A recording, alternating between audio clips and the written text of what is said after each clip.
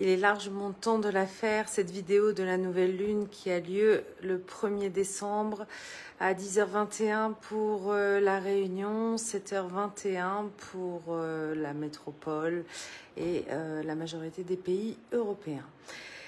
Cette nouvelle lune a lieu dans le signe du Sagittaire, qui est en mythologie le Sagittaire, un centaure, donc un être mi-homme, mi-dieu, mi-cheval, mi-homme, mi-cheval, mais qui est apparenté à un demi-dieu justement par sa nature. Et cette nouvelle lune dans ce signe du Sagittaire nous rappelle à la fois nos forces cosmotelluriques, puisque la partie cheval est reliée à la terre, à notre côté bestial, à notre côté animal que nous avons tous, et la partie homme avec le fait que le centaure est équipé d'un arc pour tirer des flèches, symbolise justement l'élévation potentielle de l'homme, de la nature humaine, de l'envie d'accéder aux étoiles.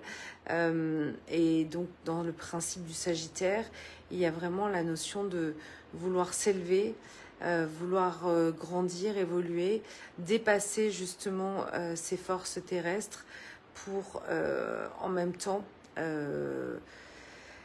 se toucher les étoiles. Il y a vraiment cette envie-là en tout cas, mais en restant aussi dans cet état d'être à la fois cet être mi-cosmique, mi-tellurique, et qui inspire aussi justement cette idée que nous sommes bien sur Terre pour vivre une incarnation en étant bien évidemment à la base des êtres spirituels, mais il y a cette notion de se reconnecter en tout cas à cette double nature.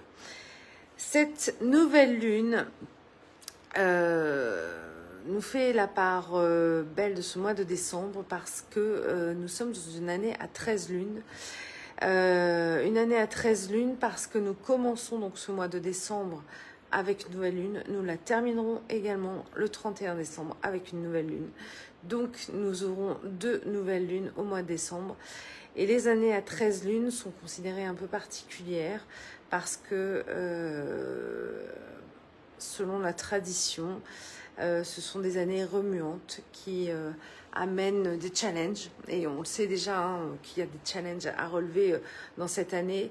Mais je trouve intéressant que ce mois de décembre commence par une nouvelle lune et termine par une nouvelle lune. Donc il y a vraiment, dans le principe des nouvelles lunes, des germinations qui se déposent et qui sont là pour éclore. Donc on a une germination déposée le 1er décembre qui va arriver à son paroxysme le 15 décembre, date d'ailleurs où Mercure va cesser de rétrograder. Puis ensuite, nous reviendrons sur une nouvelle lune au 31 décembre à l'aube de passer sur le seuil de 2025. Et donc, je pense que ça posera justement le nouveau germe de l'année à venir et de l'année en cours. Donc, cette année de 13 lunes est aussi très particulière dans son essence, dans sa manière de vouloir... impliquer déjà en 2024 les germes de ce qui se passera en 2025.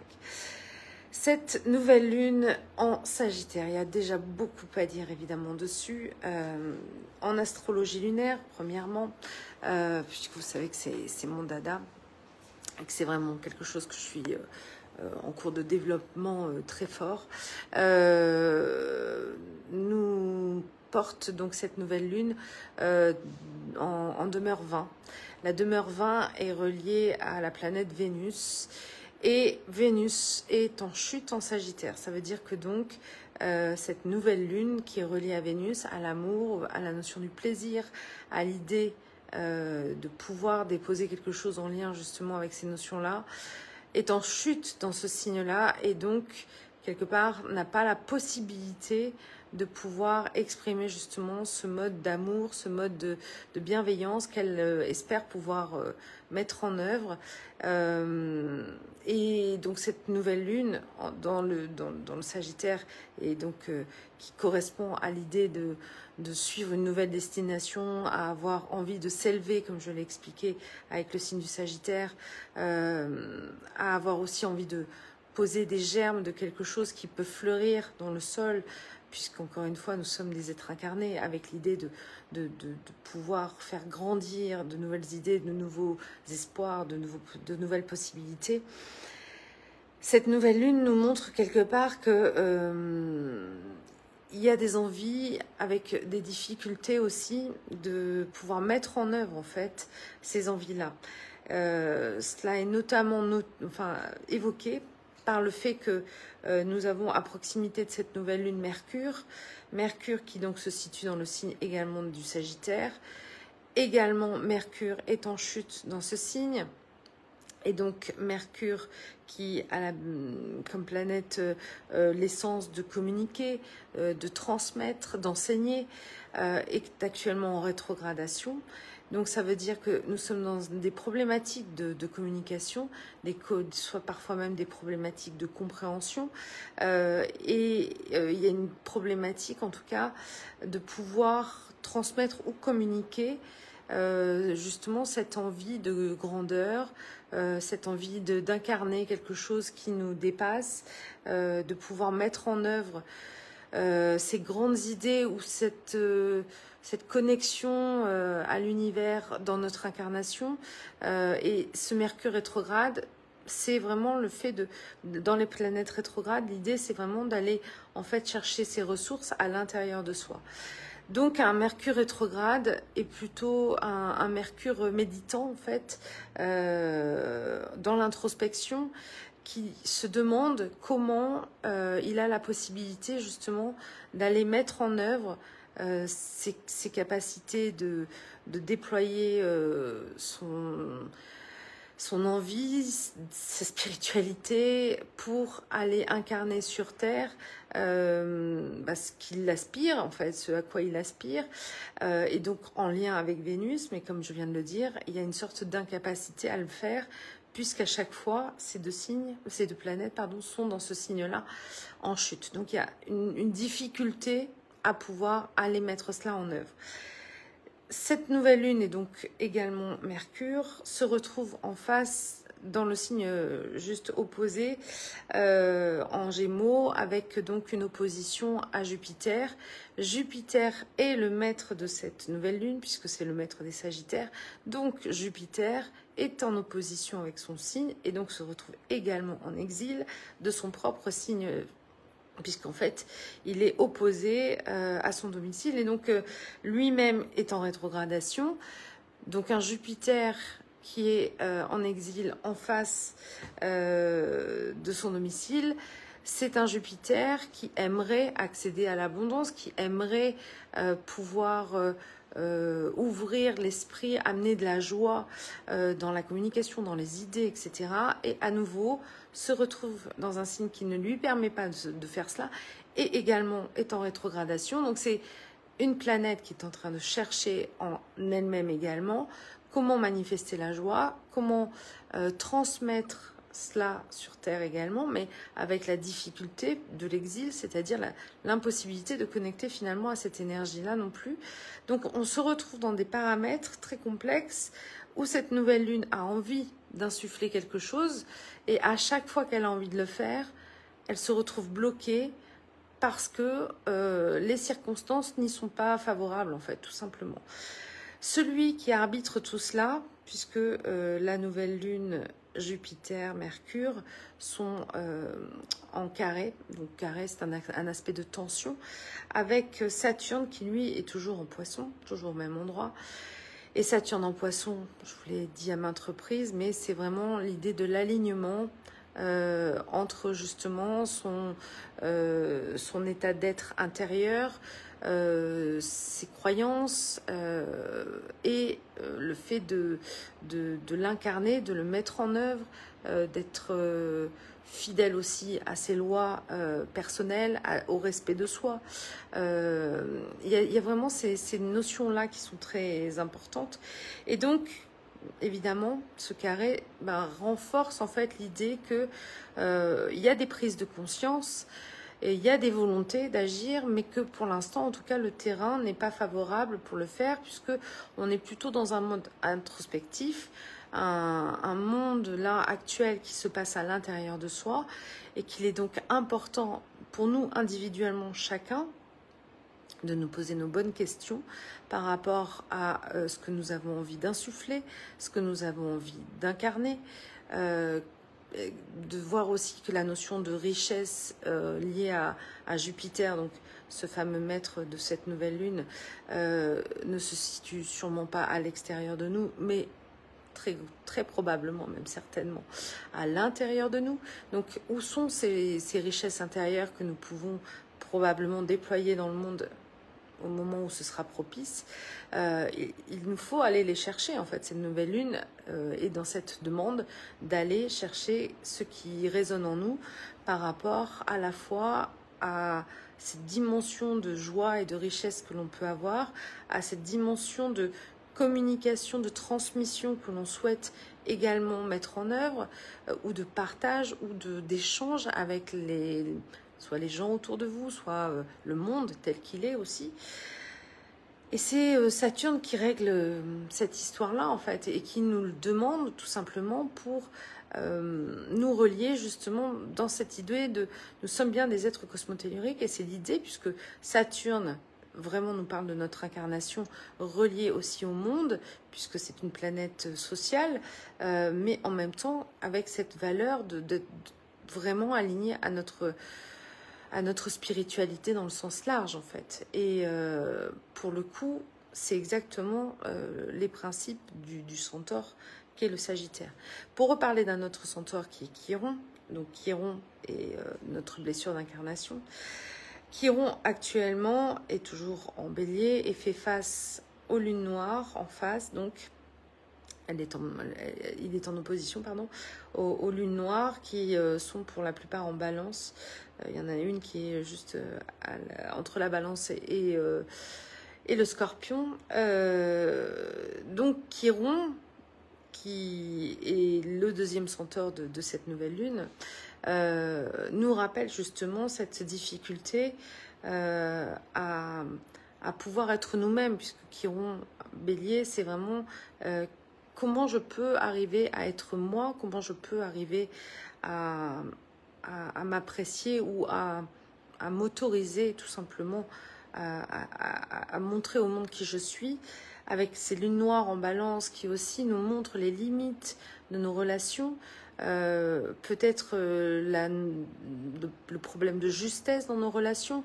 Dernièrement, j'ai beaucoup évoqué lors des séances ce qui est en lien avec le jugement des autres, avec la difficulté de se respecter, de prendre sa place, de trouver sa valeur.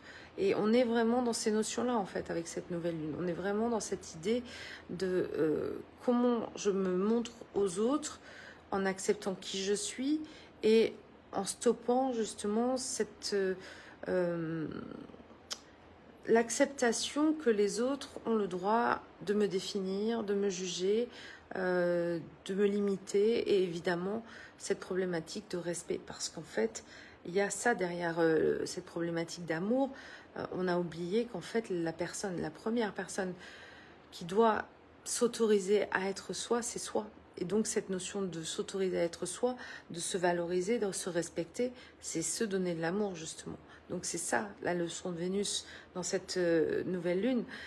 Et sa position actuelle, c'est j'aimerais que ça fonctionne comme ça, mais je sais que c'est pas encore présent comme ça. Donc il y a vraiment toute cette mise en œuvre, prise de conscience dans comment je peux m'aimer et m'accepter tout simplement tel que je suis, sans chercher à être autre chose que ce que je suis, et cesser d'attendre que les autres me valident, cesser d'attendre que mes relations soient idéales, pour m'apprécier moi-même, cesser d'attendre en fait un retour extérieur qui viendrait me nourrir, alors qu'en fait, c'est à moi de trouver mes trésors intérieurs avec ce Jupiter en Gémeaux pour pouvoir tout simplement m'apprécier, me voir qui je suis, voir à quel point je suis belle, beau à l'intérieur de moi. Et donc, il y a vraiment tout ce processus qui individuellement doit se mettre en place. Ou déjà, j'imagine, c'est mis en place pour une bonne partie d'entre vous. Donc, il y a vraiment cette idée-là. Une toute dernière chose, si je reviens dessus, c'est Junon, qui est également la seule astéroïde pour le coup, parce que c'est pas une planète en trigone avec Saturne. Donc Saturne, qui, je le disais tout à l'heure, parlait d'alignement, nous parle donc de Junon qui est en Scorpion, et c'est donc le seul trigone que fait Saturne qui nous donne la voie en fait là-dedans. Junon est considéré comme une mini Jupiter, puisqu'en fait Junon c'est Héra dans la mythologie. Héra est la femme de Zeus qui est Jupiter. Donc Junon en Scorpion nous parle tout simplement de transformation de la relation intérieure que nous avons à nous-mêmes, de la relation extérieure, de ce qui dysfonctionne dans nos propres relations, dans ces notions de se laisser dicter ce que l'on est, ne pas se valoriser, ne pas s'autoriser à prendre sa place, ne pas accepter tout simplement que nous soyons qui nous sommes et que les choses se passent telles qu'elles sont. Donc la notion de valeur n'est pas liée à l'extérieur, la notion de valeur est liée à l'intérieur, et Junon nous fait ce travail-là en Scorpion et nous aide à mettre cela en œuvre. Mais c'est vrai que pour la plupart, et je ne sais pas si vous le ressentez, mais l'opposition Pluton-Mars qui a eu lieu, qui a été très intense et qui continue à l'être parce que le Mars avance tout doucement, donc l'intensité des deux forces hyper importante au niveau transformation, puisque les deux nous donnent une énergie très importante, mais parfois difficile à supporter. Il faut savoir que Mars va rétrograder à partir du 6 décembre et que donc il va se repositionner face à Pluton. Donc on n'est pas sorti de cette confrontation de ces deux forces qui nous imposent de mettre en œuvre en fait des actions de transformation, parce que les deux nous encadrent, mais avec une énorme pression. Et vous pouvez vous sentir d'ailleurs très fatigué. Si vous avez des planètes en Lion ou des aspects sur des planètes qui sont reliés à cette opposition, ne soyez pas étonnés de sentir beaucoup de colère, de sentir beaucoup de fatigue en ce moment. C'est vraiment cet encadrement est puissant, mais très transformateur, mais très intense dans ce que ça transmet. Et encore une fois, on n'en est pas sorti avec la rétrogradation de Mars qui reviendra devant. Donc on est accompagné de cela, mais je pense que ce mois de décembre va être vraiment très intense entre ces deux nouvelles lunes. Cette 13e lune, la dernière, donc celle du 31 décembre, qui va être appelée la lune noire, celle qui peut-être est la plus transformatrice, nous verrons bien. Voilà, nous rentrons dans la dernière ligne droite de 2024. Ceux qui ont suivi mon interview, j'ai dit que 2025 serait une année de challenge. Je pense que c'est l'objectif de tout ce qu'on est en train de vivre. Et encore une fois, il n'y a pas à s'en plaindre. Si nous sommes là, c'est que nous avons choisi d'être incarnés à ce moment-là. C'est que nous avons choisi de vivre cette période-là. Donc acceptons-la, accueillons-la, prenons conscience de tout cela à travers justement ces partages. Au moins, si la conscience est déjà là, ça peut déjà permettre de faire un bout de chemin là-dessus. Et puis ensuite, naviguons chacun en fonction de nos possibilités dans tout cela. Voilà, je vous souhaite en tout cas à tous une très bonne nouvelle lune. Pour ceux et celles qui souhaitent venir faire des séances d'astrologie ou d'astrologie lunaire, je ne peux que vous encourager à le faire, parce que vraiment les derniers retours sont très très très chouettes, notamment en astrologie lunaire. Et pour ceux qui se posent la question, on doit impérativement faire d'abord le thème natal pour ensuite le réaborder en thème d'astrologie lunaire.